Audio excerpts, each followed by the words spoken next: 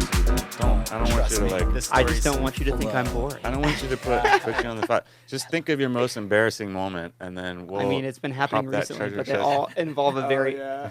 Oh yeah, we can actually. That happened about 2 hours ago, so we can find out. Oh boy. But like, it's Does funny. it have to do with an Asian girl? Yeah, it does. Yeah, actually. How did I guess that? It's weird. So that's hilarious. That'll be interesting. Well, that will be right now. Okay. Here we are.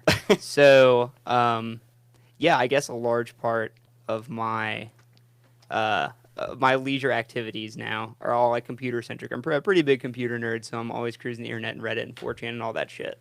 Kind of grew up on it too, and there is a version. Oh my god, I can't believe I'm going. Come on, let's You go, have to. baby. Let's Yeah, go. that's true. So I really wasn't into the dating app scene for a long, long time. I was just like, okay, it's whatever. I don't need one of those. But something piqued my interest a few months ago. It's called Tauntaun. It is essentially the Chinese variant of Tinder. So you can go on there. and- Side note: I met Joanna on Tinder. There you go. That's right. There you That's go. right. But anyways. So this is the version behind the Great Firewall. Yeah, this is the version that somehow escaped the firewall in China, and it's hilarious because you can't read a goddamn thing on their descriptions. Do I open my? There you go. open See how my good mouth you now? sound. See, Now look that's what at the that. headphones are for. Okay. So that you I can see hear that. how sexy your voice sounds. Right? No, so nice We're and deep. in it. It's deeper than mine. In it. Okay, I'm Tauntaun. So, It's like the Asian Tinder, which is it is cool. it is the Asian Tinder. So is Tauntaun like the Asian Tinder like people in Asia use it, or Yes. only Asian people in like America? No, like Asians in China and Japan and Korea use it. Okay. So it's very popular overseas. So the people that are on it over in America generally don't speak English very well and are generally not American-born Chinese or citizens. A lot of them are over here for school, working over here, and not very like good with the common tongue. Mm-hmm. So it's resulted in some hilarious experiences just to come out of the gate strong. Swinging. So one of the girls I met on there is actually super smart. She goes to school in town, is going for her PhD, like really cool. But she came here when she was like 12. So she's pretty like westernized compared to a lot of the other people I've met on there. And it's just like some of those small things that. Are you the only white guy on there? I like to think I'm one of the few. One of a So- collective. You know? If anything, you have that like unique factor that stands out. Probably why I do better on there than like a lot of the other apps. He does pretty well as a baseline. Just so people Do you have should- DJ pictures as your like profile? I have one. I gotten cannot deny. consultations. I about have, this shit. yeah, I cannot deny I may have one. So there's like small things clue you in that she's not fully integrated, you Like could say. rooted. Yeah. There's one word, but it escapes me now. Anyway, so she got her driver's license about 2 months ago, and I was like, oh, okay, we can go karting. Like, you've got your driver's license, you should be good. You're fresh out of school, right? Well, it was one of the most traumatic experiences in her life, and she essentially Hold on, let me just harken back to the moment where I mentioned that he was world ranked in Guitar Hero. Think about that rock band. Think about that competitiveness at a go-kart track. yeah, so I did really well. I want to say I won both of the heats that we did. I passed her Out of, several like, times. 10 people. Out of 10, yeah, no, it was good. You got to lean into the corners. And so unbeknownst to me, I was like, oh, that was fun. And she's kind of quiet as we got out of the rides and we're like driving home. And I was like, oh, okay, you want to go? You can go stop and get dinner or whatever. I had kind of left it up to chance. And she just kind of like starts breaking down, like crying. And she was just so traumatized by the entire experience that she was just like, I'm so sorry. I don't know why, but I'm just like traumatized right now. That was so much. And she's just like, not even like the funny like cry or anything, just kind of like traumatized, like soft crying. Is in that my... because she's just never really driven before? Yeah, Much I less, don't like, think a she'd go-kart, ever- and Much she- less had you flipping her off as you were bending corners. I shit you not. I was waving at her as I passed her because I thought she was having a good time. Crying. Who does this? She's no. grinning and bearing. Is she it gonna meanwhile. watch It's this? like, she's having a Probably not. blast. Well, actually, the story comes full circle. So that was fun. We didn't like date or anything, but we're still friends. Oh, that sucks though. And, so uh, really, she was just not into go karting, and that was just a pretty awful first date or second date. like- third date, but The anti-jackpot. the anti-jack. Gosh. And we just kind of decided I mean, I've obviously got a lot going on right now that I want to focus on music and whatnot. So we'll remain friends and just not worry about that too much. But we still stay in contact. She was actually supposed to come to our set tonight, and she was gonna come. The DJ thing has been a little bit weird to her. She's not a big nightclub person. She's not super like social. So this is gonna be a big leap. She called me today around 3 o'clock because she graduated from local school, and she is actually going to med school soon, but she's still in that intermediate period. And her application for the intermediate visa that you need before you get a job got rejected. So she's kind of distraught right now because her visa got denied. So Does she speak English well? extremely well. Is She's been here since she was 12. So Okay. She can manage, hopefully. But it was due to a fact that she didn't submit some documentation on time. But I'm sorry, this is just the funniest shit ever to me. Just after the go-karts, Well, ton on there, brother. after having that story and the fact that she called me at 3 o'clock today and was like, I wish I could come to your show, but I need to figure out how I'm going to legally stay in the country. Yeah. Well, that's too bad. And yep, go figure. But those are foreign people problems, man. It's crazy. You never think about that. It's like I've never had to worry about a visa before, and yeah, makes you more empathetic. I'd like to actually take a break and shout out to our sponsors. White Claw is actually sponsoring the podcast today. I appreciate it.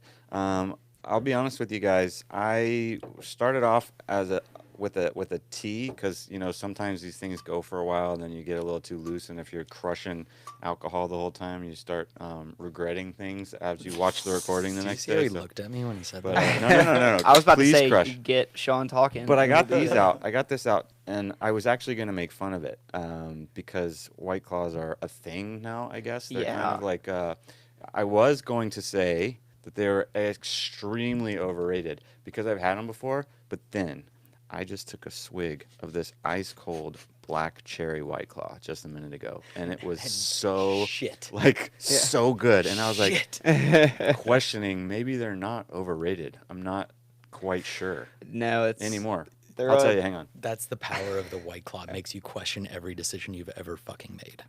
It's not bad, It's really not. It's easy to drink if you're at a pool party, like in the summertime, You're really trying to grab the They sponsorship. get you when you're Outside. mowing the lawn. Mm-hmm. You're mowing the lawn, and you are casually drinking those, and you're like, I'm hydrating, right? And then you turn off the lawnmower, and you keep going. Honestly, we had a gig a couple weekends ago, and I'm a firm believer that you have to have a rough gig every once in a while to appreciate the good ones. Dude, we'll compare bad gigs in a minute. Word. I'm going to destroy you guys. I would love it. Yeah. I would love it because I'm up for the got you. challenge. But in this one wasn't so bad all in all. But it was a pool party, and we'd gotten booked by a crew that really wanted us to do our thing, and gifted essentially this party to the apartment complex where this pool party was at.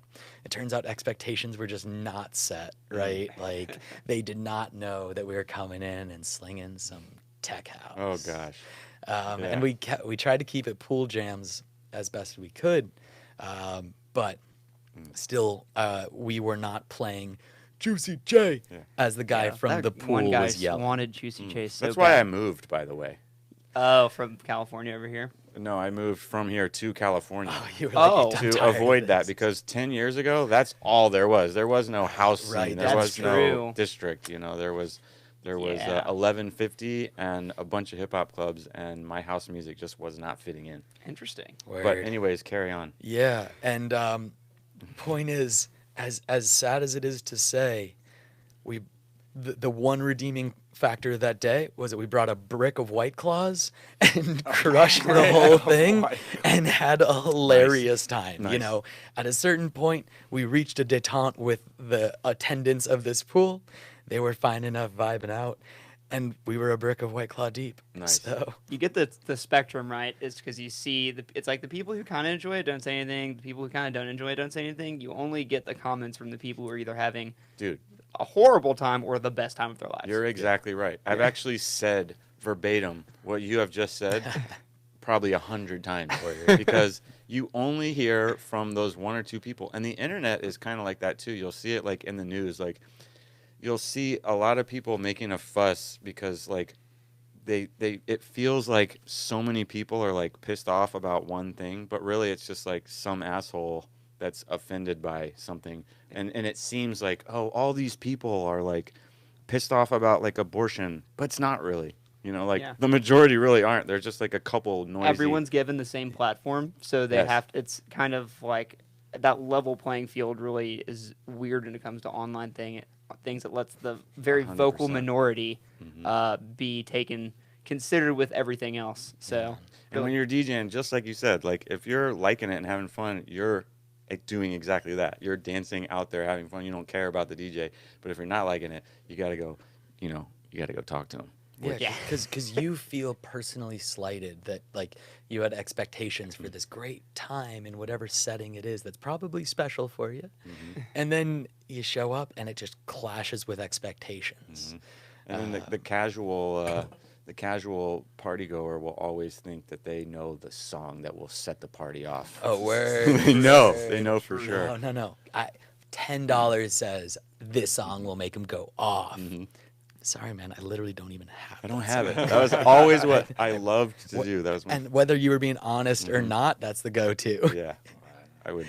Most of the time, I don't actually have it. I promise. Yeah, sorry. It's interesting to try to get the process of like digging for music, downloading it, analyzing it, putting it on a USB in a format that you can read it on like any Pioneer like disc player, to someone who's never been involved with their extent of knowledge is the aux cord. Translating it in that moment is just not going to work. There's too many synapses that need to fire. Do you mean you don't have it? You're a DJ. So can't you just play it? No, sorry. There is that one small Pioneer controller that does connect to Spotify though. The DDJ Wego 3. The Wego. That could be really useful, I guess, for just on the fly. If it's on Spotify. I gotta be honest. Beatport started streaming. Feels like cheating. Yeah, the problem with the streaming a song that you just got is if the audience and the crowd is into it enough, you never really know how it's going to do. Kind of like a joke, like you could write a joke, you think it's the best thing, but you don't actually know until you play it or say it in front of your crowd. Right. But before we carry on any longer, I realize I haven't even really introduced you guys to the audience. So I'd like to do that now before we compare worst DJ stories. Sure. We are sitting here with Gad'm. They have quite the buzz around them in the city of Atlanta. They have played some pretty epic gigs. I have personally enjoyed some music from these guys. And every time I'm like, ooh, I like that song. Ooh, I like this song. This song is good too. And I just find myself really enjoying them as DJs. And also, they seem to be really good dudes. I laugh a lot when I'm around them. They're respectful. And I don't have any animosity towards them. So I wanted to bring them on the show. And we got Boone as our producer. Say something there, Big Daddy. Hello. I've never called him Big Daddy before. I don't know why I just said that. You're not the only one, don't worry. Yeah. And then we got Hayden and Sean. And together, they are Gad'm. So I want to know where this Gad'm name comes from. The question that comes up every time. Before we get into that, though, I just want you guys to know when I think of Gad'm, I think of whatever. I think of either two things. One, like a video game where you killed someone, you're like, got him. Or two, that weird thing that people do like this. What is that? Oh, it's like you have to look at it below the waist or something. Is that a missed opportunity for us? Should we be? And you have to look at it. I could if I was a thing. This horrible, pointless game. Is it called something? I have no. Called Gad'm. The finger. For those just listening, I'm doing the upside down OK symbol. It's like an OK sign. You put it below your waist. And as then prevalent as it is, I don't think it deserves a name. It's like the new age punch buggy. Honestly. Yeah, word. Yeah. Do people still do that? I think so. I don't know. That's a good one to pull on like a 4-hour road trip when everyone's just like morale is low and you're like, punch buggy. I don't want to put this too strongly, but generally I'm not super down with those people. Yeah, actually, I could. I mean, if you overdo it, Sean, but you got to have fun every now and then. Somebody tagged my friend John Scher in this. John Scher, I think he lives in Atlanta. He made a living off of making paintings of this thing for years. He painted this. Okay. I'm ready to stand corrected. He's into it. That's you turned it into an art form. Good for you, John. Proud of you, man. Yeah. Way to go, John. So I guess I'm sorry, Sean. I think I have. So to, it is the video game thing. Thanks for that kind introduction. Yo, so let me start with the bullshit grandiose part, and then Hayden can follow through with the reality of it. If Sounds you care like our to. relationship. That's generally how it goes. In the spirit of it, it's meant to be just like that. I'm glad you kind of have those associations, because after we landed on this thing, and then it turned into something amongst our friends. It feels there are those moments that were like that I'm proud of and remember that people are like, oh shit, I don't know. It just or god damn, that's really good. Like that's what I kind of want to create that. But in its origination, I don't get the goddamn thing at all. I've never once thought that, just so you know. Gad'm. So It sounds like when you say it sometimes, you're like, what could this possibly be? we've gotten some feedback that like people were afraid to say our name out of fear of cursing. Mm-hmm. Are you kidding me? Come on. Well, you put that don't you put the The pronunciation apostrophe. on there? So God that was why. Yeah, honestly, exactly. that's where that came from. It's art direction by via pronunciation of the name. Word. I still pronounce it wrong, so that's how you know I'm. Who came up with the name? It's something from my day job. It's And literally it was an acronym. almost a revolt against because before I ever considered DJing in high school, there were kids that actually started right then, and they had the most horrible DJ names and because you always stylize the S as a Z, Dude, like naming, DJ Sticky naming Boots and yourself things is a like that. Weird thing. And I'm with like, a Z. DJ, Sticky. yeah. I mean, Yeah. but also DJ Strizer, same one. Oh. Yeah, it's like. What was your DJ name, Hayden? Oh man. What's up, boy? So What's up, daddy? So for quick 30-second aside, I was over at one of my friend's houses in high school. It was the first time I'd ever been there, and he had two younger brothers. And You look like you're still in high school, by the way. I do. I do look like I am a 25. Sweet As a little cherub compliment, though, face. because you guys in 10 years are going to be just crushing, just absolutely crushing I with do have music and everything. super young looking face. So I got carded for. I mean, for forever. I will never stop being carded, is what I meant to say. So I was introducing myself to some of Kyle's friends, and before I could say, "Hey, I'm Hayden," my friend just goes, "Oh yeah, his name's Gaylord," and I'm like, "Oh yeah, Gaylord." I just roll with it because I think that's funny. I was like, "Oh, we can convince my friend's younger brothers that my name is Gaylord." So this was right around everyone starting their social media accounts up. Ugh. It's like 2010, and it's like 2009, 2010. Everyone's getting a Twitter. Everyone's doing XYZ. I need a handle. And I'm like, name isn't Gaylord. It just stuck. So everything was name isn't Gaylord. So years later, when I started DJing in college, as a kind of traditional revolt against the natural, DJ Gum on the floor or something. DJ Big Dick. I was DJ Save the Whales for a minute there. DJ Save the Whales! And my buddy was DJ Cucumber Melon. Just as we were killing it. Express So that's itself. a joke. We actually weren't, but I do have a funny one when you're done. So, and I was just DJ Gaylord for a while. Yeah. So DJ Word, and Gaylord, when I was tearing up the frat house parties. That's what I was gonna say. That's house parties. That's like bars around Gainesville, Florida. Yeah. What's DJ DJ Gaylord? Let's hear yours, Bo. So I started. I really learned my DJ chops in Athens at a bar called the Annex, which is not the Annex anymore. It's something I don't even know. I It's feel like been I've so heard long. of that one. It was quite some time ago, but at that time, I embarrassingly enough was DJ Busy B. However, Yeah.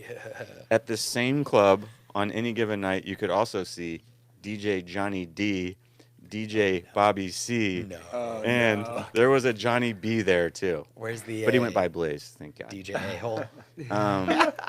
But that was an interesting spot. I mean, DJing has come so far since then. I said this just on the last podcast, and probably I will say it again. So I'll say a lot of things, and if you've been listening to me say this, just fast forward through it. But I used to walk on the dance floor. I would put a long song on, and every Friday night we would fill up this giant. This was before cryogenics.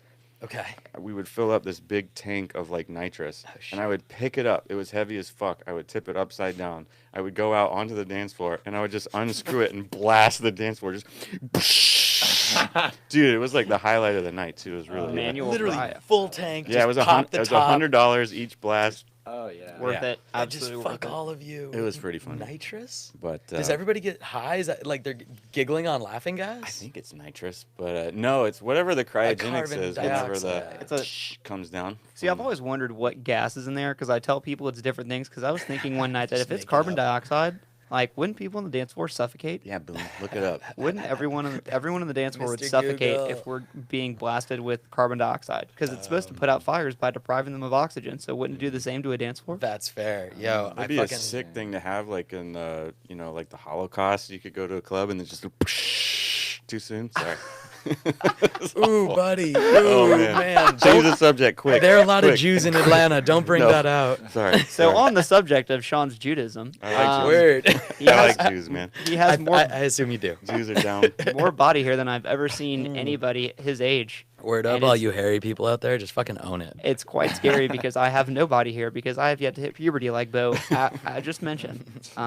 But when I'm 35, we'll compare. You're gonna be a dilf in the making. We do have to compare like worst DJ Shit, stories. yeah. Do you have any of those where you have one handy? you ejected the CD that was playing? Or actually, you probably never even started on CDs, huh? You probably. Oh played yeah, on but that doesn't I mean you don't hate learn to about say load it. lock. Oh, Word. There was one sorority gig. It wasn't bad in the audience or the quote unquote vibe, but I was out, and it was actually one of Sarah's sorority's events. It was one of the Pi Phi events. I forgot to bring a canopy, and I fried like a goddamn lobster for like 6 hours in the sun. Oh my god, it was so bad. Sean, how long were you guys DJing before you started DJing together? Oh, geez, a whole lifetime. So Sean, where did your DJ journey start? So I gotta admit, it was like freshman year of college. So for me, that was 2012. We're at 7 years at this point. Mm-hmm. Yeah. Yeah, actually, mine was freshman year. I had the tiniest little Hercules DJ controller, and it was my way of being like, if I don't really like it, as with everything with music, it's like before I make the big investment, might as well see if I like it. And That's then- smart though. Yeah. They You used to gotta sell them gotta shits. scale. Slinging Hercules. That's- There we go. Hercules, Hercules.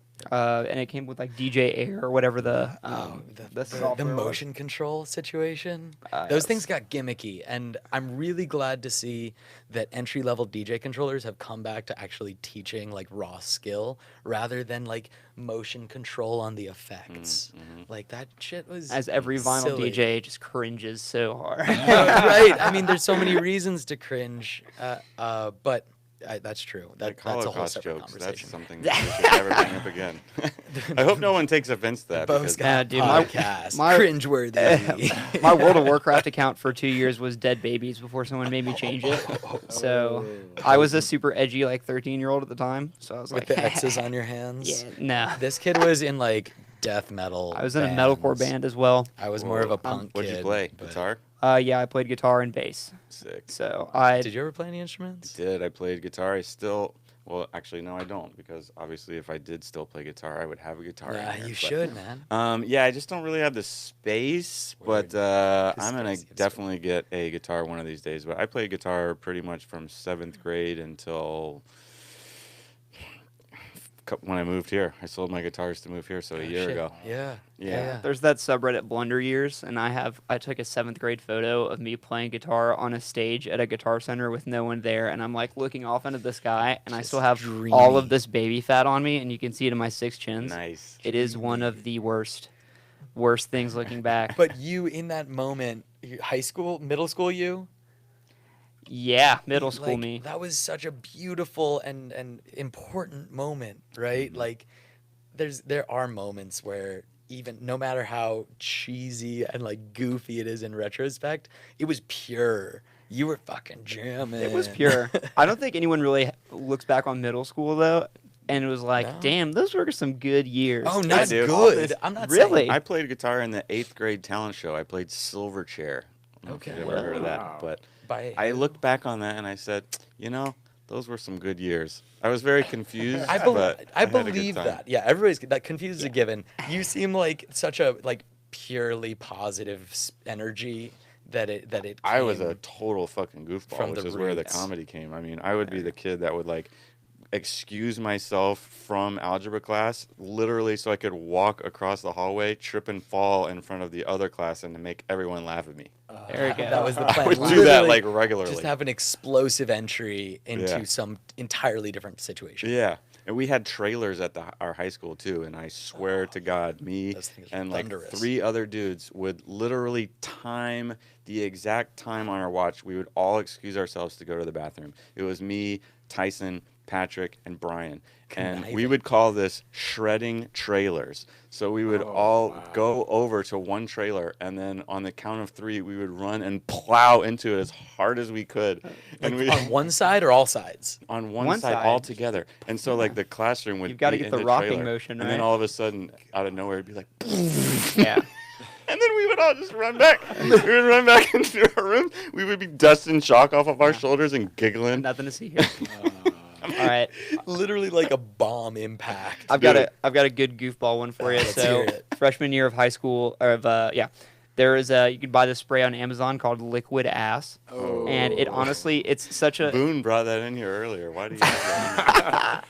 and honestly, I think the reason why it's people get so taken aback is because it smells bad, but it doesn't smell like sulfur, like a stink bomb. It doesn't smell like a shit, like literally. It smells like kind of like cat litter that's been left in like a parking garage for like a week and a half.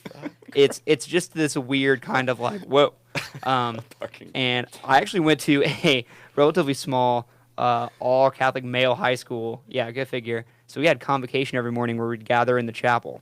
And before we went in, I sprayed one of my friends and created this like what I picture like, we've got the hurricane forecast of like the cone of disruption or whatever. I created like a giant sphere of that in convocation where everyone is just, what is going on right now? You're saying you sprayed, like you hit him with the spray. Yeah, I hit him with the spray. So he had became the epicenter of the he smell. was the that's it, the epicenter You cast that upon of him. this stank. And then he had to go change his clothes. Oh, no. It felt so no. bad, but it was absolutely hysterical. I actually went through the hallway one time and sprayed it, and everyone, when classes would change, would come in, and it was like a World War I trench where everyone comes into this hallway, and they're immediately like ducking for cover and like trying to run out of the hallway. So rude, dude. Yeah, I'm sorry. It's disgusting. Go But figure. dude, so how Sean, you were saying that you got into it like 7 years ago. As far as to get back onto music real quick, sorry. course. Yeah, I mean, we're if you guys back. want to talk the best Farts. stink bomb time we've Farts ever had, all I mean, day, we could, baby. we could go I'm so there. sorry, I'm so We sorry. could go there, but I'm just curious what got you guys into the DJing. Was it like the scene? Was it the girls? Was it the music? Was it the technology? Because all those things are a big part in what DJing is, Are you talking about here in Atlanta? Just talking about No, in general when you first in the bought your beginning. first Hercules Oh, controller. man. Yeah, mine was a Newmark Mixtrack Pro 2. Oh yeah. The go-to. Onto the Newmark Did you guys both buy those from Guitar Center? Did you? I didn't. I never had a Newmark, but I heavily probably considered Guitar it. Center. Yeah. It had yeah. onboard audio chip, and that's Probably. why I was like, Ooh. I didn't know how to hack the internet yet to find like used gear proper. So You guys know I worked at Guitar Center for years, right? yeah, forever. yeah. Yeah. And Only we Powerful had shout known. out Guitar Center. Slam, Powerful. I slam, loved slam, it. A slam. lot of dudes that I worked with complained all the time. I'm like, dude, you work in a fucking music store. You're not gonna get paid like 100 G's. But like, think of what you do on a regular Exactly. basis. Yeah, you listen to 14-year-olds shred the A minor scale as fast as they can on the nearest Gibson Les Sidebar: We Paul. did have a Stairway to Heaven flash mob come in and do a full blown like drum, electric guitar, microphone setup, and then just bounce Was like that in the in San Guitar Center. Diego No, that or was here? in Hollywood actually. Hollywood. That's awesome. Yeah. Oh my God, It the was epic. Hollywood Guitar Center has got to be one of the craziest places. Dude, that's a whole nother podcast. Yeah. Well, Like not even a whole nother Let's do liquefied it. Let's do podcast. part That's two. a whole nother like start your own like just that's Guitar your Center stand-up podcast. comedy, dude. Write that in in a joke. That's good. I'll do it right now. Actually, yeah. if you guys want to leave, Yeah, honestly, you look I'm gonna busy, sit here and man. write comedy down. So you can just write while I try to explain the I would say- attraction. Going back to Really quickly, I mean, I think I have. Mine was a Yeah. pretty succinct mix of listening to so much metal and guitar-oriented rock and metal and Yeah. playing in those bands. And when I started not being able to play guitar as much due to the dorm room situation and just changing music tastes more into like the electronic side and honestly like rap and hip hop, I kind of want to see the medium that was used to play live. dude, you'd probably So. like my group. Bass Machina. Yeah, yes, Oh, absolutely. you've heard some Yeah, of it? Oh, absolutely. Cool. Okay, nice. We, Yeah, Sick. we dig it up. You showed it. Yeah, I Okay, gave it to awesome. him. I was like, how did you get that? It's not even out yet. We just signed, by the way, on Friday to a pretty big label. So Nice. Congratulations, brother. Yeah, Hell thank you. yeah. Thank you. You're gonna not break anything by doing an aggressive high thank you. five. Right. Yeah. I think my story is pretty similar to Hayden's in that I came from drumming roots, third generation drummer, but I only started up in like 5th grade. Yeah, that led to, I got to be honest, it was like middle school. I wasn't as cool as LimeWire. I had Morpheus, and I would just download batches of music and just like anything that I had any concept of, I just download it. Ended up with a few, like, I gotta say, Dead songs, probably Cascade, and probably just a few more like early electronica kind of producers. I'm sorry if that's offensive to any genre snobs out there. And then, but I didn't know what it was. I didn't know it was electronic music. I didn't think of it as such. I didn't separate it out until late high school. And here's another confession. First electronic show was a Life in Color when it was still Dayglow. And it was Sidney Sampson was headlining. Where was that? It was in my hometown of Naples, Florida. Naples, Florida. Oh, yeah. They were doing Dayglow out on the West Coast, They were the first ones to really properly tour at scale with like an electronic event. In retrospect, of course, at the time I was just like, I get to throw paint on a bunch of people. Cool. It was a bunch of bullshit in retrospect, but I realized this music hasn't had words for like 3 hours, and I really fucking love it. Like, I connected with it probably through the percussion side of things, and developed from there. Then it became much more active and pointed in my search. Sick. Sean, you want to tell a story about the first time you watched me DJ? Oh yeah, I feel that. DJ too. No, and he's literally the one who kind of encouraged me to take it seriously. It was literally freshman. It was before my freshman year of college that I met Boone through my older brother, and when I ended up getting up to Gainesville, Boone let me in on probably more benefits than I deserved at the time. Boone provided all of my alcohol for all of freshman year, and honestly taught me some fundamentals in mixing. Sorry, Sharon. No, she's proud of you. She loves you. My mother loves Boone. I met your mom. Yeah, that's right. And your brother. Yo, that was a fun experience. Getting them to come through Atlanta and have kind of a close of the context gap was really special. You know, You can never really quite explain, well, especially at a gig at that scale of like what's going on to like parents or family. It's like it's pretty big. It's pretty cool. But them being there was really awesome. yeah. And I think They bought us a lot of food too. One of the- Always good. you eat well when you're with family. But I think one of the best parts is like crushing fear. I think a lot of families, like, I don't know, there might be all these assumptions and stigmas around going to festivals, going to shows, being really deep into the music scene. There might be some fear of substances, of self-abuse, of bad influences. And when you can close that gap by like introducing... Fear from your parents, you're saying, or just parents in general? In general, I think. And I honestly don't know. My parents have always been super supportive. I don't know how much fear they've hidden, but like getting to introduce them to the Atlanta family and like close that gap. Like, and hey, it's like, we party, but we party like, on a respectable, fun. Exactly. Like, these are really nice good level. people. Yeah. Like, Exactly. And yeah, that was a good time. So I'm glad that you got to meet them. Yeah, it was cool. Yeah, man. Your brother set it off to Duke. Where did you go to college, you guys? Or did you go to college? Yeah, we both went to the University of Florida. Go Gators. Sorry. I think I'm proud. I think I'm proud that that's a question. No, because he said already he did. And Yeah. So you didn't. Yeah. And I want to talk a whole. I just want to talk We're a long just gonna time pretend about it never question. happened. Well, I think so. Speaking of closing the gap with the parents, actually, when the night of my master's graduation, I had a gig at a bar and actually played in my master's cap and gown with my parents. Oh there. my God. So that was kind of like the cementing, like, even if they were still like DJing, but I'm up here like in the master In garb, his cap and gown, playing to a packed bar. Thank God that it went over well that night, because like if the it was most like a direct shitty gig, connection. I would have been like, I would have freaked out. But it went over man. extremely smoothly. It was hilarious. And then we even got to bring it further full circle. Let's call it like 4 months ago. Went down to Gainesville. Hayden's parents came up and met us for a little party that we got to play there, and yeah, it was super funny. Going from cap and Super gown, supportive. They're the playing best. at Love this you, top Mom and Dad. 40 bar Yeah. that we used to. That's how we met, both playing the same bar. Fast forwarding to getting to play a little like cinder block party where we're really just playing our own music through and through. It was fun. So in any case, those are the moments of connection that are really memorable. Did you all meet in college? Or did Yeah. we talk? We didn't talk about that, right? We didn't talk about it in depth, no. So I knew Sarah like for 4 years Who before is I met Sarah? Sean. Who's Sarah? Sarah is Sean's girlfriend. My beautiful life partner, who I met at the same time My as eyes are rolling in the back of my head. this asshole. So I had known Sarah for like 4 years. So when I first met Sean, I was like, Sarah's like essentially my sister. So I was like, oh, okay, let's see about this one. But it quickly formed into, okay, we vibrate on the same like frequency. So And so Sarah used to work the bars back at UF as well. She Like worked the uneven bars? precisely, yeah.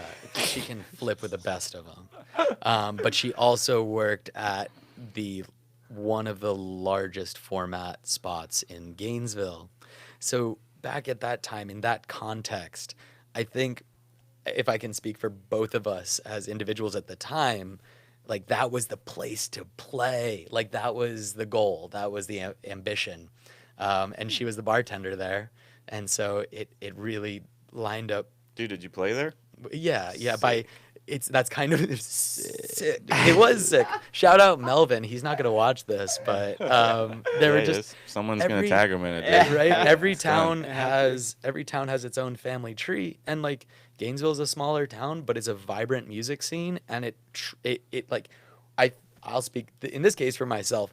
I got to make all of my screw ups there, like all of my mistakes there, with lower risk, right?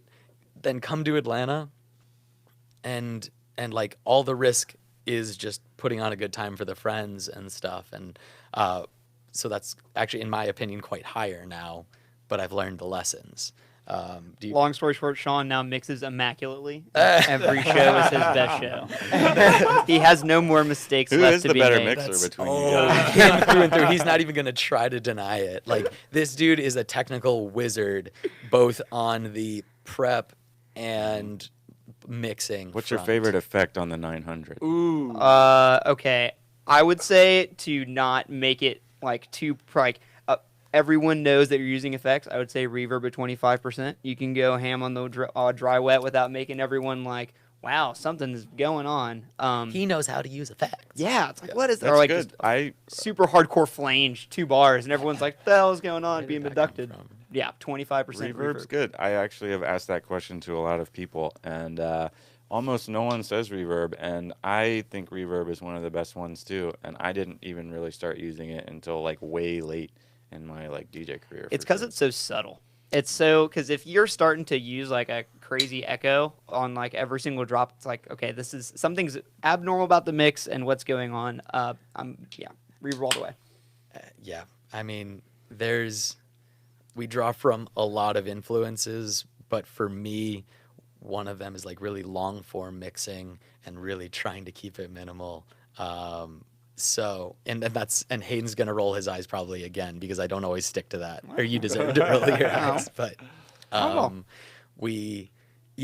I think we make an effort to keep things respectful to the original music, because we love the shit we play. Like we get really hyped on the music that we collect. It's great. Well, thank you. But it's also. It's just the production. Like if you put the effort in to dig for good stuff, and As I'm like so I'll sit in Ableton and like do all of these tiny little tweaks and everything to things in the mix, delay, reverb, everything that's when already in the track to begin with. when you're So- putting together a mix. not even just like when you're making a song. Oh, yeah. And then you Oh, think yeah. about it when you play it live, and it's like if so much effort went into making it sound this certain way when it went through the mixing and mastering process, like what more do you really have to add with this kind of external, like kind of last thing that the audio goes through before it goes out to the speakers? So that's giving me appreciation for kind of less effect mixing. But I would say top 40 echo fade. As long as you fill up the blank space with some sort of echo trail or something is a huge thing for changing like BPMs. But well, the effects are definitely good for actually doing your transitions when otherwise they wouldn't really work out. 100%. Oh, for sure. Totally agree. Yeah. Because you're doing more manufacturing at that point than letting it be. Mm-hmm. I have a question for you, Bo. How do you feel about when mixing the use of the gain knob? Like, how often do you adjust your gains when you mix? Like every mix. Yeah, like very All the minutely time. all the time. They're probably something that I touch the most, and I Yeah. feel like that's where kind of the stereotype of what is this DJ touching? Like, are they touching buttons? And it will be like this minute adjustment to the gain to like make sure your gain stage is set. I just posted a video like a week or two ago of a Halloween show I did where I was Austin Powers and then Joanna was You Fuku. showed me that before. Yeah, and she was Fuku. But if you watch that video, I actually really like watching that video because I'm like writing a mix and I am like minutely like touching all these little buttons like just a tad, and I'm like, I went back and watched it and I was like, man, it's like it looks like I'm actually doing shit. I'm like, yeah. Sometimes DJs actually do shit up there, you know? It's crazy. It's not just like little poking the Yeah. buttons. You're not just like doing the mic gain Yeah. like up and down, not doing I'm whittling Yeah. on this mixer right now. So But that was probably the best night of my life, by the way. Have you ever seen Austin Powers? Oh, yeah. You got to course. embody that Did. spirit.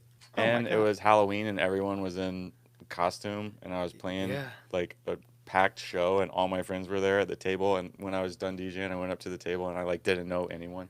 I was like, who are all these motherfuckers at my table? What are you doing here? You got to mix Dude, one I had- of your best shows. I as did. Austin Powers. And I had a little like sample pad next to me, and like right before the drop I'd be like, yeah baby, yeah.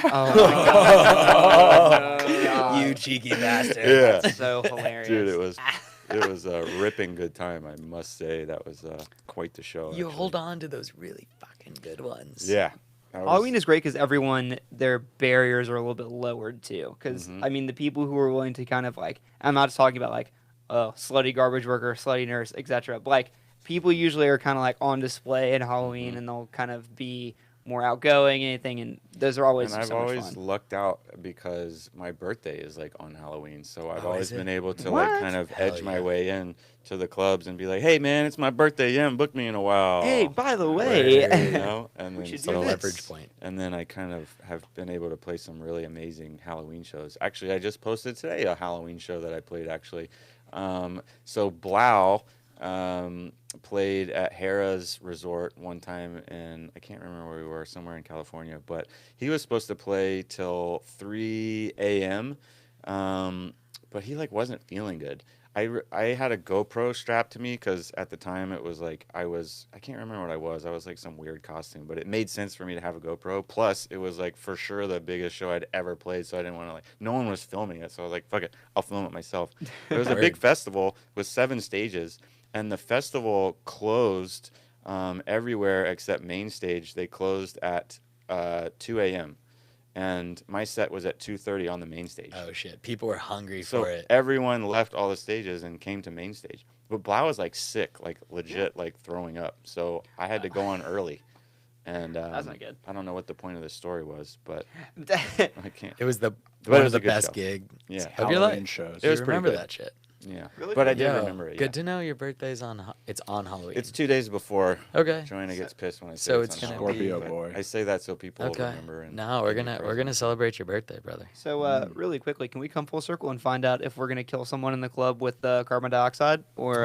Yeah. what Oh, it is was that CO2. shit? Yeah, Really? It yeah. was CO2. Yes. Is that CO2. dangerous? That though? seems dangerous. Why have I always been saying nitrous? I was gonna say. Is that what you hit in your car? You like yeah, hit the nitrous? dude, and Need like, for Speed, Yeah. of course. Or at the it's go it's fast. laughing gas. yeah. Well, nitrous oxide or nitrous dioxide. I think that's the difference. In any case. In any case, In any case, cybersecurities. Oh, don't get him started. No, get him started. Get him started. Honestly, I am super like talk in into- general terms about like your listening to project right Sean now talk. Yeah. because it's crazy. I just want to say that I don't have much investments in stocks and stuff, but all of these small investments that I do have are all in cybersecurities because I think that that is the most important thing that we need to be doing for everything because I think that everything needs to be taking place online and it all needs to be protected. Like the fact that we're not voting as a nation online, not just for the presidency, but just for fucking everything, like laws, is ridiculous. You know? No, it's not whatsoever. It's not ridiculous whatsoever. Are you saying because it's not safe? There are so many things that need to be taken into consideration when you're doing a project like nationwide voting on that scale and with that level of security that we're still quite a ways away from that.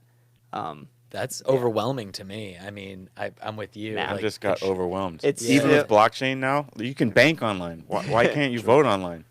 Why haven't people stolen my money? You know? Because banks have breaches like all the time. They just But what about with quickly. blockchain now? Doesn't that kind of solve that problem? So blockchain is a solution when it can be properly implemented. Blockchain's like the internet in 1993. No one really knows what's going to happen or how it can be properly implemented to where it can be Okay, so what should I be investing in? Word. So you got What's your favorite cryptocurrency? Dogecoin, of course. Gotta mine those Doges. He's lying. If you know what Dogecoin is, that's very funny to you right now. If you don't, then No, it's really interesting. There's so many fronts, I guess, and the biggest thing about cybersecurity in general is like attack surface. There's so much of it. You can be attacked like because your website's vulnerable. You can be attacked because someone phishes you and steals your credentials. You can be attacked every which way, and it's so all-encompassing that to really know it well, which I don't yet, but I hope to, you have to. He's a liar. Know networks, know how the internet works, how all these crazy abstract shit that's super hard to wrap your mind around works. But Literally, like the foundations of the fabric of the internet, you have to have an entire capture. yeah, of. so you lose faith in like autonomous cars because they're still coded by humans, and you should see some of the developers.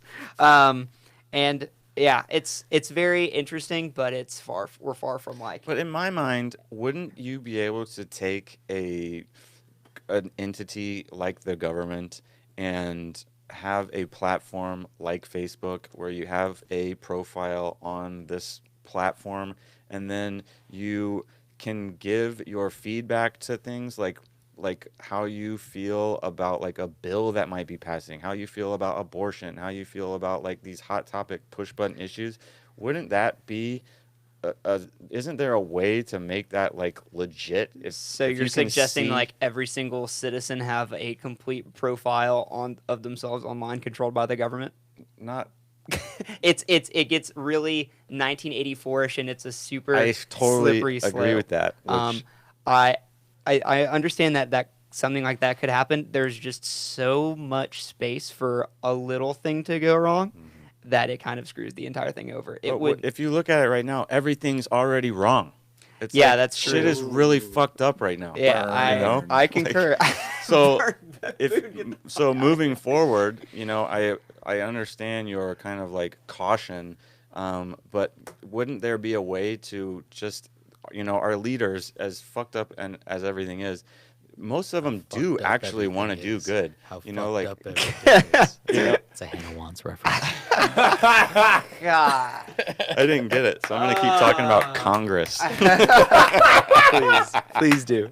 Sean, get out of here, my dude. Come on. Shout out to Hannah Once. Tag her in this podcast. She is fucking great. No, you're totally right. You have Everything. to take a leap of faith if you're gonna make it better.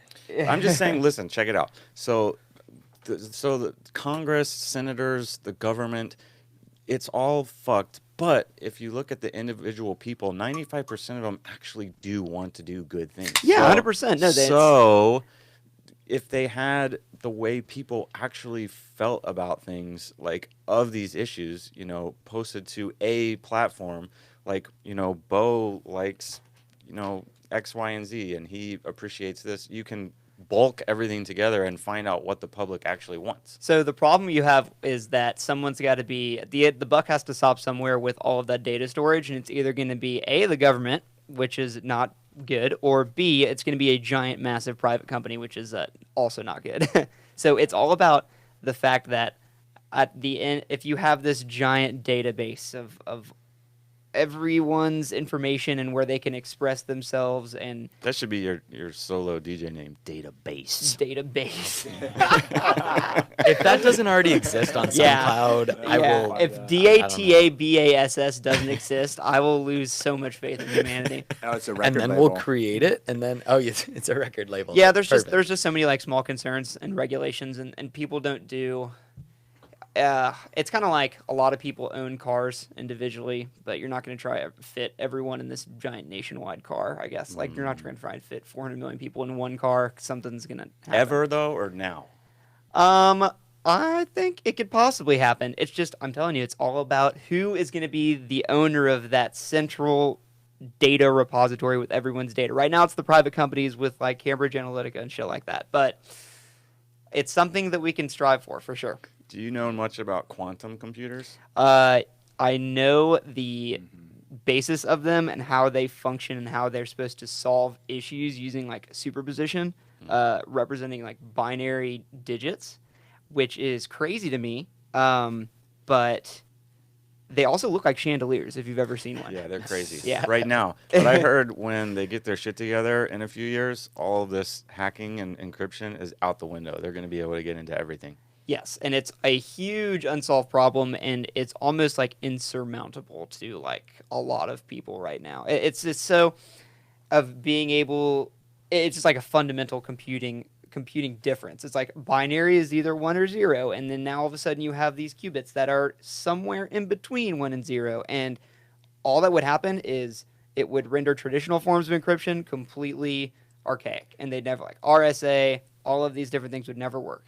But there would be kind of new algorithms that would come out, and we'd just have to ramp it up. Because like right now, what stops everything is not being able to brute force anything and not be able to solve a token that's a certain number of bits long. You could do it, but it would take you, 7 to like the 17th years to solve it or something. You can brute force anything, but once traditional means of encryption go out the window, then you have these, I'm sure, new algorithms. Because right now, maybe 1 or 2 people can possibly put down a quantum algorithm for encryption. Now, though.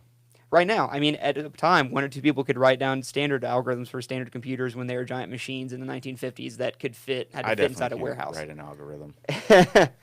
Yeah, it's a really interesting wormhole to go down, and it's why I focus on my day job of the more person-to-person basis of cybersecurity, of getting like organizational change and organizational adoption of secure principles, rather than getting into the super rabbit hole of like ones and zeros, if you will. How deep the cyber world How deep can it go. goes. So are you optimistic of our future, or do you think the internet is all just going to just go to shit because of it's just not secure? I'm super generally optimistic about everything in life. Optimistic dude. I'm an optimistic dude. I mean, I guess at any point in history, you could look back, and we're always, this is the tipping point. We've been on a tipping point for how many billions of years now with everything. So, it could get a lot worse, but it also could get a lot better. I mean, if you think about it, being alive right now is better than being alive in any... I did say earlier that we were it already is fucked. There is definitely a lot of problems, but you can always find problems. But yes, I definitely would not rather be living in 1945. Exactly. Like, if you think about, would you rather be like... Decades ago. Would you rather be like royalty in like the 1600s, or would you just be like a normal dude today? And I'd be a normal dude today. Every 10 out of 10 dentists recommend 100%. normal dude in 2019. I think we're living in the coolest time because I don't know when you guys were born, but maybe I was born before the internet, which is like the craziest thing. When I have kids, they're gonna look at me like I'm I don't even make sense. I I'd was be the born lamest. with the internet. Like, what did you I guys? think you were too. What did you do? What did you guys even? How did you even get anywhere? Yeah. What did you do for fun? We played in the woods. Yeah. What? We had these things called paintball guns. But that being said, it's been so cool to like watch nothing and then everything kind of taking place. I think I'm right in the wheelhouse of like maybe I'll get to see the singularity when we go in to the internet with our minds. Yeah, You know? when you can have some is sort of that the neural definition interface. of singularity? Singularity is when basically any sort of like computer algorithm overcomes like human intelligence and can like represent itself, basically, and like has the ability for like self-awareness. If Okay. you want to go Terminator, I'm here with you. Yeah. Which to me, working in that and seeing Visual Studio every day, we're pretty far away from that. Yeah. Yeah, Far is a relative term, sir. you're very right. 50 years Shit ago, happens fast, and you're gonna live another 50 years for sure. So my grandparents used to listen to the radio, and they were like, "Can it get any better than this?" Like, come on. So it'll be interesting. It's fun. I think we're poised. We're very opportune, and very. Yeah. I'm excited about it. Basically, I think it's crazy. A lot of people are, talking about, hey, do you think that there's like aliens that have like come over here, and like, do you think pyramids, dude. And the way I look at that shit is that think about us in, let's say 100 years, let's say 200 years. How long does it take to get from us to like the next galaxy if we're traveling at the speed of light? It's like hundreds of years. So if we Boone, can you fact check the distance to Andromeda, please? we can already create worlds in cyberspace. In 100 years, we're going to be able to create worlds exactly like this. So why wouldn't we just live there? I getting into don't know. It some sounds Elon like a Musk supply shit. chain issue. So To change the subject. Andromeda is 2.537 million light years away. Yeah, exactly. See, Yep. are you gonna? And that's light years. That's if you're traveling at the speed of light. You have to wait 2 million years. I would rather wait 100 when we can actually create our realities inside the internet and create the Andromeda galaxy and just be there. Do you own an Oculus, Bo? I'm asking Santa Claus For an one this December. If we want to talk about big next, like the adoption of a big kind of paradigm shifting technology, I think VR is definitely going to be one. Oh yeah, Um, we're gonna do this podcast in VR eventually. I mean, I hope to be able to attend a lot of concerts in VR that I'll be missing out on since I can't be at That's multiple the places at once. soonest thing. You know that, right? Like the entertainment industry is driving that adoption.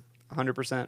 So it'll be very interesting to see how that kind of follows suit. But that's the next big benchmark. We will see. Yeah, I had an Oculus Go for a little while. It was cool. That was just you kind of clip it in. Yeah, no, the Go was just the first It's one the that very- was no yeah. clip. It Okay. was cool. It definitely needed some improvements. I think You part need a of it really was, high like, frame rate or else you get nauseous. Yeah, I think it was like the way it actually rested like on my nose and like was Yeah. like kind of. It felt like I like had a thing on. I tried to watch Netflix because my thing is like just watching TV in it would be cool. Or just laying down in bed and just like I wanted to just watch TV just laying down in bed, you know. And you can. Have you done it, Sean? No. So it's cool. You could watch Netflix, but you're in like a big ski lodge and there's a big movie screen, but like you can see like snow-covered mountains in the windows and like animals will like walk by and shit, and you're just like watching, Terminator or whatever. That's pretty So that to me was cool. If you're traveling and you're on a plane and you just, I don't want to, I don't want to be here right know. now. So it was cool, but it was definitely the resolution could have been a little better. It wasn't horrible. It was definitely awesome. But So it was I worth had- $200. It was only $200. Yeah. So I got a Samsung Galaxy S9 back in college. I'm on iPhone gang now, but whatever. And that came with the Boone. Shout out iPhone gang. Shout out iPhone gang. It came with one of the VR headsets that you could put your phone in. What? Not Oculus. Not It was, Oculus. like, It was the yeah, that's Samsung, right. the Samsung variant of it, and it definitely there's a long way to go because this was 3.5 years ago, but I was like, oh, this is cool. I had just gotten it and I haven't really played with it, so I actually came back from the bar one night, and I had a few beverages. Definitely blackout. And no, not at all. And I was like, oh, all right, I'm going to watch something in VR. And I tried to stream something in VR to my phone, which resulted in, those like super old YouTube videos that are like 480p, but not even 480p, like 144. That at like 15 frames per second, and it made me so nauseous. And I was just like, all right, I'm gonna go throw up now. But that's another. Shit. We're telling a lot of college stories today. College was nuts. I got a good one. Yeah. Go for it, man. I think Boone's got something first, though. No, we were talking about space. I just wanted to remind everyone that the visit to Area 51 is coming up soon. It's true. So. Yeah, we're going to go storm that bitch. But here's the thing with that. Here's my thoughts on that. Obviously, Area 51 has seen that Facebook group, and if they have some shit there, they're going to move it. Yeah, it's gone already. It's gone. Definitely. So you guys go storm that and get shot up. The trick is that we got to go to Area 52.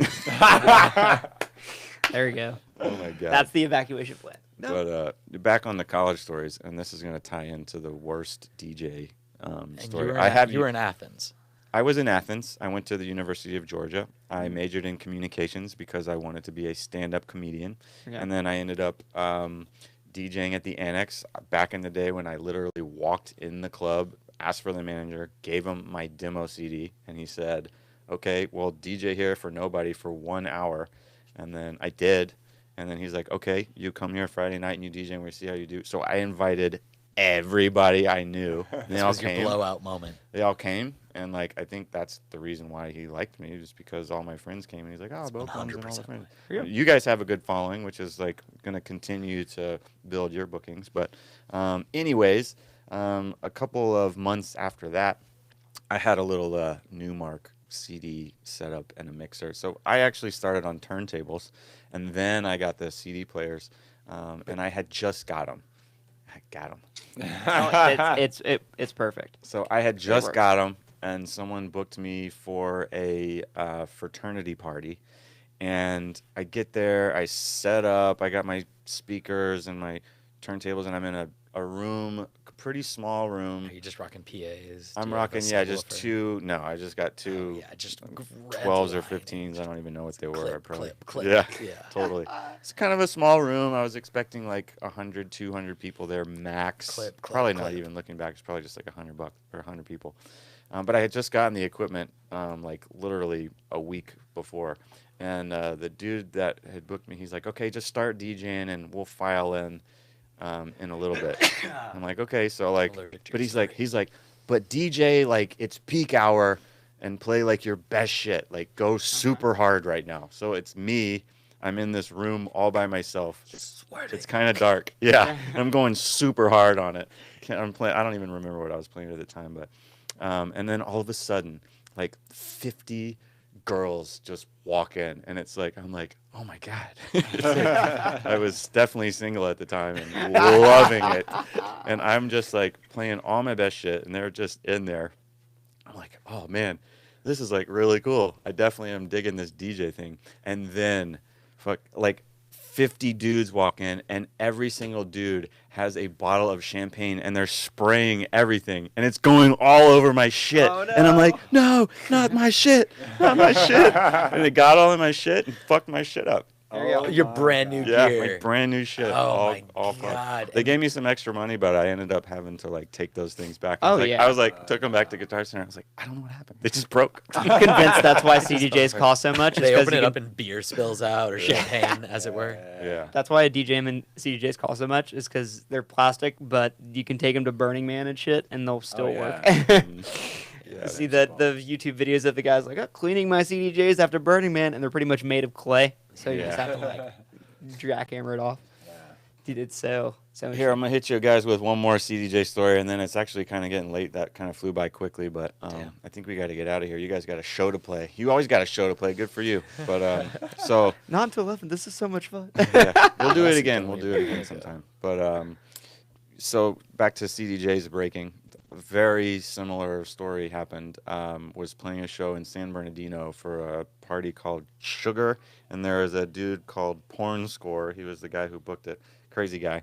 If you're listening to this, shout out to you, Brian. Thanks for booking me. But Porn Score. He bought brand new CDJs, the works, $6,000. Had them all set up just for this party, spanking new. He did the same thing. This was like one of those weird kind of raves where it was early because the kids were kind of young. I think the mean age was probably like between 18 and 20. So it was like this was their big thing that they were doing on Saturday night. And the party went from like, I don't even know, it was like probably 9 to 12 or something. It was in a big like basketball arena or something. And so he was like, they're all lined up outside. And so he started like, he cranked it. And then he's like, all right, we're going to open the doors in 10 minutes. And sure enough, he opens the doors. Everybody comes in and it's immediately packed. It's just like out of nowhere. And about 20 minutes go by and Brian was the opener. He gets up on the DJ booth, like stands up to get on the mic. Yeah. And then he like jumps off on the drop and the whole thing tips over breaks all of the CDJs and the mixer. And everything stops. And that's why you don't stand on your shit. It took us like a half hour to get everything kind of back up, and then the links weren't working, and nobody had like two USB drives to do it, and it was like kind of a disaster. I think DJ standing on tables is a very interesting like thought to go through because a lot of people in the audience are like, "This is awesome!" Like, look, he's up there, and I know everybody who's ever spun in the audience is just like 2 feet away. Do not mess up. Do not put your foot in the wrong area. Please do not. Like, you get anxiety. Oh my gosh, tough. So much anxiety. Yeah. It's tough, but I want to continue this, but I think we got to wrap it up. Do you guys? I know you guys got so much music we didn't even discuss. I mean, we went off, but I mean, you guys have been doing your thing. I mean, what's next? Where do you guys go? You're starting production. So I get really, really self-conscious about our productions. So I know there's a few different approaches you can take to like releasing original music. You can kind of just be like, all right.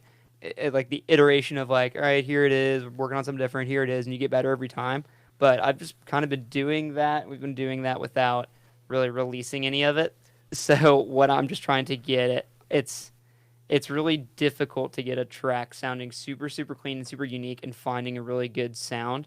And I'd rather that when we do debut a lot of our music, it's very organized and sounds mixed and mastered like flawlessly, and there's not that much of a ramp-up period. I kind of want to start really strong where it's not going to be like, oh, yeah, don't listen to the earlier stuff. You know, it gets a lot better.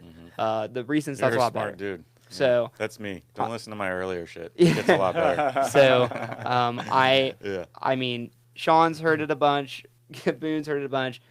Steven is, while I'm moving in with my new roommate, he is also a really good producer. Shout out Rhetoric, and he is extremely gifted in Ableton, and I'm getting decent. Anybody who's been to any of our recent shows have probably heard one. Yeah, absolutely, absolutely. But I'm still holding on to them with a pretty tight fist until we're really comfortable with it, and we're really psyched about putting out music. Not because we're putting out music, but because it sounds really good, and we want to hear other people play it too. Yeah. I don't think it's still going to be like an artistic expression of our music taste and what we want our sound design to be, but it's not just going to be, oh, you know, we're playing these shows, I guess we have to have original music now, so let's put something out. We're still, we have a lot of time, and I think it's worth doing right rather than rushing. So that's why everyone starts for Gad'm original tracks, but they're there. Dude, that's good, man. That's a smart way to do it, actually. I wish someone had, I didn't really have a mentor. I wish I had one. No, I wasn't the smartest back in the day in how I went about things. I kind of just tried to be loud to overcompensate my lack of, tracks, you know? And that shit doesn't really work. I mean, hey, it's definitely, a niche, but yeah, I get super self-conscious, and some of our friends, Matthew Conti, has always been like, just give us the music you're working on so we can know it, so when you guys play it, we can go wild. But I don't want them to know the ones that we've got now. I want them to know when we're really psyched about something, you'll know it. So, yeah, definitely quality and hopefully quantity as well. And so it'll be after some significant testing, right? Come over here anytime. Yeah. This place is beautiful. You had me at the giant ass monitor. Oh my god, that thing is so nice. It's funny I have all this shit, but everyone gawks over the monitor. Dude, it's obviously the brightest thing in the room because good for video games too. Oh my god. All DJ and audio equipment is usually black, so it's just fades into the background. That's oh wow. So, yeah, man, I'm excited for it. I think we've got a lot we can accomplish, and it's going to be a very, very fun ride. I am so glad to have Sean by my side as well. I always love doing the right-left brain comparison because Sean is like 100% of our right brain and 20% of the left brain, and I'm just like the fill-in 80% of the left brain for us. And it's, yeah, I think that it's, I've lived with Sean and Sarah for the past 2 months as I transition to my new apartment, and creative time. it's been so much fun to be able to just bounce ideas back and forth and just have this constant creativity flowing. It's amazing, and we just gel so well together, and I'm super excited for everything with Sean. I'm excited too. You guys are some dope people. I'm happy to have met you. I'm happy you're over here. I wish you the best. I'm sure you guys are going to be super successful. You already are. And on that note, thank you, White Claw, for sponsoring Thank you, the White show. Claw. We're going to go party and have a great evening. Absolutely. And, Thank you get so much. Super toe. Quick shout out to Bo. Thank you so much for having Yeah, us on, totally. man. Appreciate you so much. Thank you to Liquefy. Come check out all of our shows and visit our website at www.liquefy.com. All right, we'll see you guys. Peace. Peace.